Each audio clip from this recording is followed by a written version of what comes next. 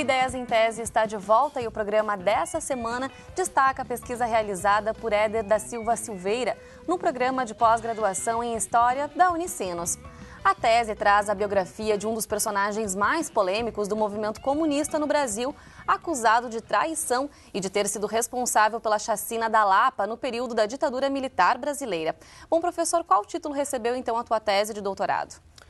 Bom, o título da tese foi Além da Traição, Manuel Jover Telles e o Comunismo no Brasil do século XX. E como é que o senhor chegou então nesse título, professor? Muito complicado. O título da tese é uma das coisas mais complicadas. Até hoje eu ainda penso sobre ele, né? Porque, na verdade, o Além da Traição era trazer no título já a ideia de que eu iria trabalhar outras trajetórias, outras facetas desse indivíduo, que não fosse apenas o momento, ou a partir do momento em que ele vai ficar marcado pelo estigma da traição. Então, eu queria trazer no título já a ideia de que eu ia trabalhar o percurso, a trajetória dele enquanto mineiro, enquanto deputado do PCB em 1947, o percurso dele, a ascensão dele dentro do movimento comunista, as viagens que ele realiza, né, o trabalho dele em alguns jornais, né, para a esquerda. Então, e também a questão dele poeta, né, no final da vida. Então, o além da traição é o além do estigma da traição, mostrar ele em diferentes outros aspectos, né? E para tudo isso, então, qual foi a metodologia utilizada na pesquisa?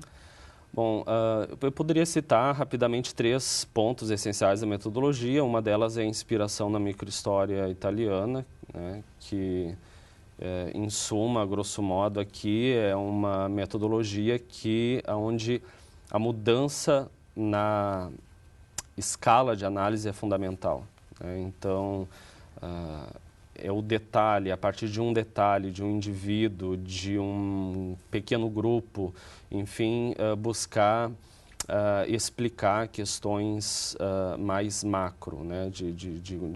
Mais contextuais. E também, numa segunda questão, em relação à metodologia, uma atenção bem grande voltada para as tendências atuais em relação ao que a gente chama de biografia histórica, né? E nesse sentido, juntando as duas coisas, eu não me preocupei apenas com o sujeito Manuel Jover Telles, mas também em explicar algumas questões dos contextos nos quais ele viveu, ele interagiu, como a dissidência comunista e outros fatos que ele vive ou que atravessam a vida dele de alguma forma, né? E uma terceira questão em relação à metodologia, que é comum na área de história, é a questão da crítica documental, né? Procurar realizar uma análise das fontes, né, com um questionamento dessas fontes, né, sejam elas escritas ou orais, né, procurar desconstruir o texto, né, fazendo perguntas para essas fontes das mais variadas, quem escreve, para quem escreve, em que contexto de produção aquele documento foi escrito, as metáforas ou leituras que ele já teve, realizar o cruzamento de fontes, enfim, questões comuns na área da pesquisa da história. E como é que foi esse período pela busca de materiais, professor? A busca de materiais ela ocorre desde o início da elaboração do projeto, mas, sobretudo, se concentra nos 3 últimos anos do curso, entre 2010 e 2013. E foi um período bastante prazeroso e cansativo ao mesmo tempo, porque as fontes elas não estavam concentradas apenas no Rio Grande do Sul. Então, a busca de materiais ocorre no Rio Grande do Sul, em Santa Catarina, em São Paulo e no Rio de Janeiro e também em Paris, onde eu fiz o estágio de doutorado sanduíche, né, da Bolsa de Doutorado Sanduíche da CAPES, um período de 6 meses lá, que foi possível também fazer uma coleta de material, sobretudo em fonte bibliográfica, né? A ida para Paris foi fundamental, porque em Paris foi onde eu encontrei trabalhos referentes à noção de traição nas ciências sociais, na história, e também trabalhos específicos muito recentes sobre a questão da traição em relação à história do Partido Comunista Francês, né? Isso foi fundamental.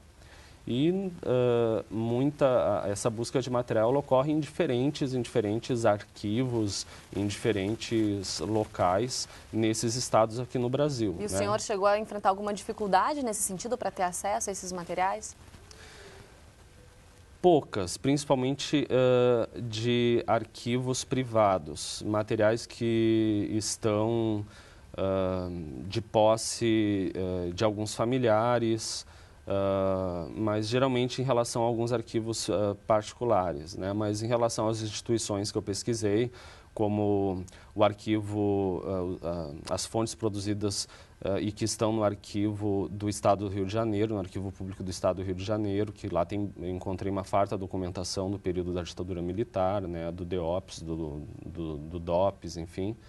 Então, isso eu não tive dificuldade, né? Graças a Deus, essa pesquisa também pegou um período... Da criação da Comissão Nacional da Verdade? Da criação da comissão, de uma abertura maior, né, dos arquivos, das fontes, e isso foi um fator bastante positivo.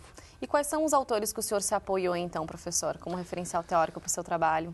O referencial teórico ele é bastante heterogêneo, até porque cada capítulo aborda um conjunto de questões bem delimitadas e um contexto histórico diferente, né? Então, eu utilizo, por exemplo, para questões relativas à biografia, eu utilizo bastante reflexões trazidas pelo Giovanni Levi, por François Dossi, a Sabina Loriga, Benito Schmidt, professor aqui na URGS, que tem muita produção dentro da área da biografia.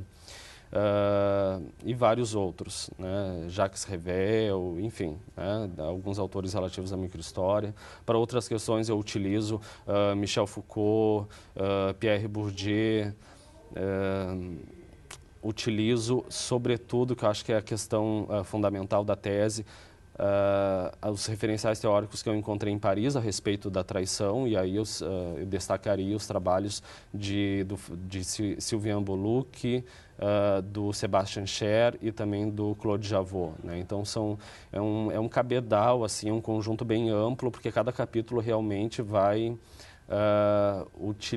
vai me exigir algumas questões e a busca de determinados teóricos diferentes, como o próprio Michel de Certeau, que foi extremamente importante também para a análise das fontes. E a influência do programa aqui de pós-graduação da universidade durante a realização do trabalho, da própria orientadora, então, como foi? Foi excelente, né? Como eu disse antes, a influência o programa, na verdade, o curso de doutorado aqui no Unicinos, realmente me formou enquanto pesquisador, né? Como eu jamais poderia imaginar, né? Tanto aqui no Unicinos como a experiência que eu tive em Paris, né? O contato da orientadora, da professora Marluza, com esse pesquisador na França também foi fundamental, né, para ter um ponto de partida, para também apresentar o projeto para a CAPES, então isso foi super importante. Tá certo, então, professor. Bom, Ideias em Tese faz agora um rápido intervalo e na volta a gente fala sobre os resultados da pesquisa realizada por Éder da Silva Silveira, nosso entrevistado de hoje. Não saia daí, a gente já volta.